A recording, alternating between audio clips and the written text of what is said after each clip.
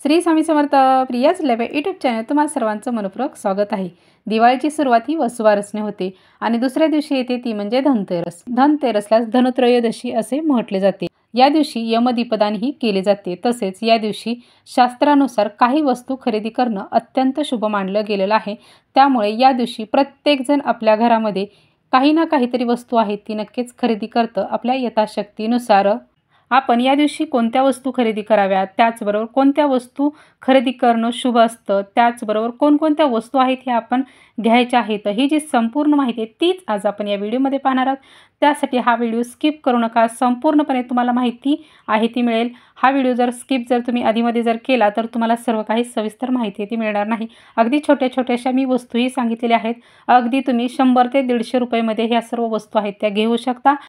कोणालाही परवडण्यासारख्या ह्या वस्तू आहेत, तर यासाठी हा व्हिडिओ संपूर्णपणे पहा. चला तर आता आपण माहितीसाठी सुरुवात आहे ती करूया. सर्वप्रथम पाहूया की यावर्षी धनतेरस ही कधी आलेली आहे. तर यावर्षी धनतेरस ही 18 ऑक्टोबर 2025 वार शनिवार या दिवशी आलेली आहे. तसेच या दिवशी शनी प्रदोषही आहे. या दिवशी प्रत्येकजण आपल्या यथाशक्तीनुसार वस्तूची खरेदी आहे ही करत असतात. या दिवशी सोने, चांदी, पितळ ह्या वस्तू आपल्या घरामध्ये घेतल्या तर आनंद, समृद्धी आहे ही आपल्या घरामध्ये येते. सोन्याचे दर हे आजकाल खूप वाढले गेलेले आहेत. त्यामुळे प्रत्येकालाच सोन्याची वस्तू किंवा चांदीची वस्तू घेणं हे शक्य होत नाही. त्यामुळे ज्यांना सोने चांदी खरेदी करण्याची इच्छा असेल आणि ते घेऊ शकत असतील तर त्यांनी जरूर आहे ते घ्यावं. पण यापेक्षाही अत्यंत महत्त्वाच्या आणि अत्यंत उपयुक्त अशा ज्या वस्तू असणाऱ्या आहेत ह्या आपण खरेदी केल्या त्याही शास्त्रानुसार तर त्याचं पुण्यफळ आहे तेही आपल्याला अनंत पटीने आहे ते मिळतं. तसेच यामुळे घरात आर्थिक लाभ होतो आणि सकारात्मकता ऊर्जा आहे ही टिकून ठेवण्याचं काम आहे ते या वस्तू आहेत ह्या करतात. यामुळे लक्ष्मी माता आणि धन्वंतरी देवताचा आशीर्वाद आहे तोही आपल्याला मिळतो. त्यामुळे आपण आपल्या यथाशक्तीनुसार या दिवशी ह्या वस्तू आहेत ह्या खरेदी कराव्यात. आता यातील सर्वात पहिली जी वस्तू आहे ती म्हणजे धनतेरसच्या दिवशी सर्वांनी आहे ती खरेदी करावी. अत्यंत महत्त्वाची आणि शुभ मानली गेलेली आहे. अगदी पूर्वी परंपरापासून ही जी चालत आलेली रूढी आहे तर ती म्हणजे पितळ. पितळ हा धातू भगवान धन्वंतरी देवांचा अत्यंत प्रिय मानला गेलेला आहे. त्यामुळे आपल्याला पितळेची भांडी आपण आपल्या घरामध्ये आणली तर आरोग्य, सौभाग्य आणि संपत्ती आहे ही वाढली जाते. तर यामध्ये तुम्ही कोणत्या वस्तू आहेत त्या खरेदी करू शकता. तर यामध्ये तुम्हाला पितळेचा कलश घ्यायचा असेल तर तोही तुम्ही खरेदी आहे ते करू शकता. देवाच्या पूजेमध्ये लागणारे एखादं छोटंसं ताट असेल तर तेही तुम्हाला घ्यायचं असेल तर ते घेऊ शकता. किंवा नैवेद्यासाठी ठेवण्यासाठी आजकाल छोट्याशा वाट्या मिळतात तर त्याही तुम्ही घेऊ शकता. त्याही अगदी कमी किमतीमध्ये अगदी 30 ते 25 रुपयेपर्यंत आहेत अशा मिळून जातात. देवाचा छोटासा गडू आहे जो आपण देवघरामध्ये पाणी भरून ठेवतो अशा प्रकारचा तो घेऊ शकतो. म्हणजे अशा बऱ्याचशा ज्या छोट्या छोट्या ज्या वस्तू आहेत तर त्या तुम्ही आहेत त्या नक्कीच यामधील तुमच्याकडे यातील कोणती वस्तू नसेल तर तुम्ही ती खरेदी आहे ती करू शकता. अत्यंत शुभ आहे.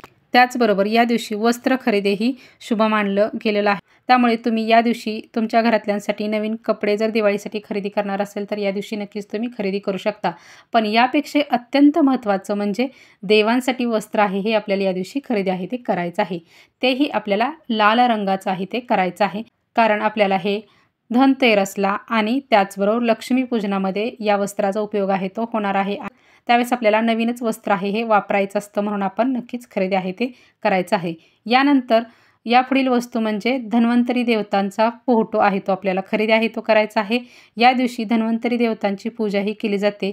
जेव्हा समुद्रमंथन झाले होते तेव्हा 14 रत्नांमधून हे धन्वंतरी देवता, आरोग्याचे देवता आहेत हे प्रकट झालेले होते. म्हणून या दिवशी यांची पूजा आहे ती केली जाते. म्हणून यांचा फोटो आपल्याकडे नसेल तर आपण नक्कीच या दिवशी आहे तो खरेदी करायचा आहे आणि त्याची पूजाही करायची आहे. यानंतर या दिवशीची अत्यंत महत्त्वाची वस्तू म्हणजे धने हे आपल्याला आहे ते खरेदी करायचं आहे. कारण धने हे लक्ष्मीकारक आहे आणि ते शुभतेचे प्रतीक आहे. त्याचबरोबर स्थिरता टिकवून ठेवण्याचं कार्य हे धने आहेत हे करतात. आणि या दिवशी धने आणि गूळ याचा नैवेद्य आहे हा दाखवला जातो. त्याच्यामुळे या दिवशी आपण धने हे खरेदी आहेत हे करायचे आहेत. त्याचबरोबर ही एक गोष्ट लक्षात ठेवायची आहे. या दिवशी धने आहेत ही आपल्याला कोणालाही द्यायचे नाहीत. म्हणजे की दुकानदार यांनी नाही, दुकानदार आहेत ते धने आहेत ते विकू शकतात. कारण तुम्हाला त्या मोबदल्यामध्ये पैसा आहे तो मिळतो, तुमचं धन आहे ते तुम्हाला मिळतं, त्यामुळे तुम्ही आहे ते विकू शकता. पण एखाद्याला जर त्यांच्या शेजारचे जर आले धने मागायला, की माझ्याकडे नाहीत आज मला लागणार आहेत पूजेमध्ये, थोडेशा तुझ्याकडे असले तर दे. तर असं जर आपल्याला जर कोण जर म्हटलं तर आपण या दिवशी द्यायचं नाही. अशा प्रकारे कोणत्याही प्रकारचा मोबदला न घेता या दिवशी धने हे दिले जात नाहीत. म्हणून आपण या दिवशी धनेही कोणाला देऊ नयेत.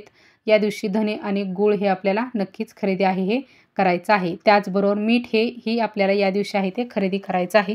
कारण की मीठाचं महत्त्व आहे हे मार्गशीर्ष गुरुवारच्या व्रतामध्ये आपल्याला सांगितलं गेलेलं आहे.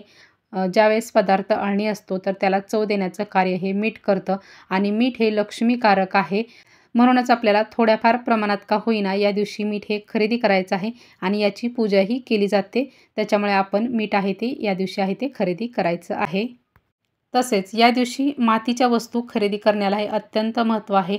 म्हणजेच की या दिवशी माता लक्ष्मीची मूर्ती आहे मातेची आहे ती आपल्याला खरेदी आहे ती करायची आहे. कारण लक्ष्मी पूजनामध्ये मातीच्या मूर्तीची पूजा ही केली जाते. फक्त मातीची मूर्ती घेत असताना आपल्याला व्यवस्थित आहे ती बघून घ्यायची आहे. म्हणजेच की मातीची मूर्ती ज्यावेळेस आपण लक्ष्मीची घेणार आहोत तर ती कमळात बसलेली मूर्ती असावी.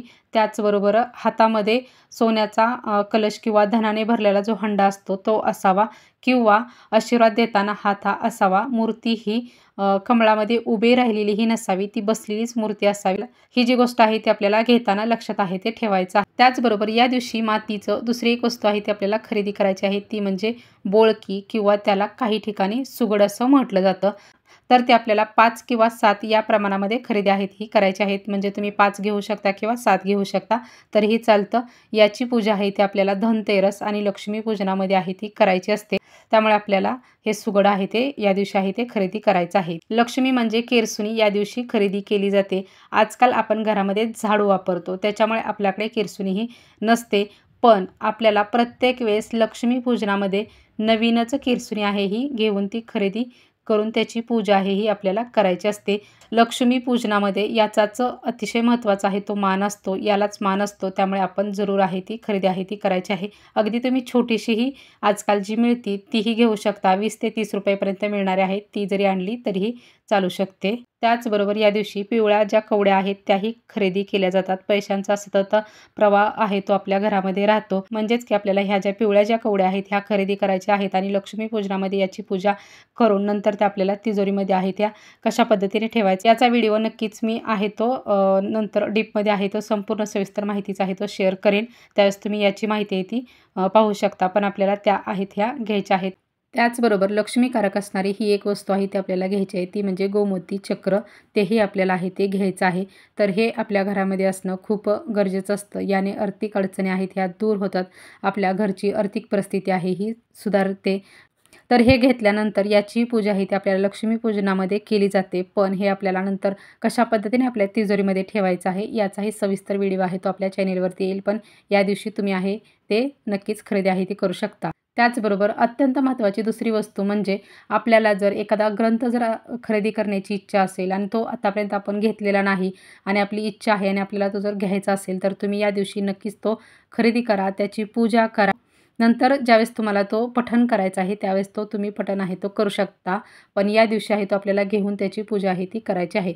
अशा पद्धतीने ह्या ज्या सर्व सांगितलेल्या वस्तू आहेत तर ह्या आपल्याला या लक्ष्मीपूजनामध्ये त्याचबरोबर धनतेरस दिवशीही या सर्व वस्तू आहेत ह्या आपल्याला लागणार आहेत आणि याचं खूप अत्यंत महत्त्व आहे.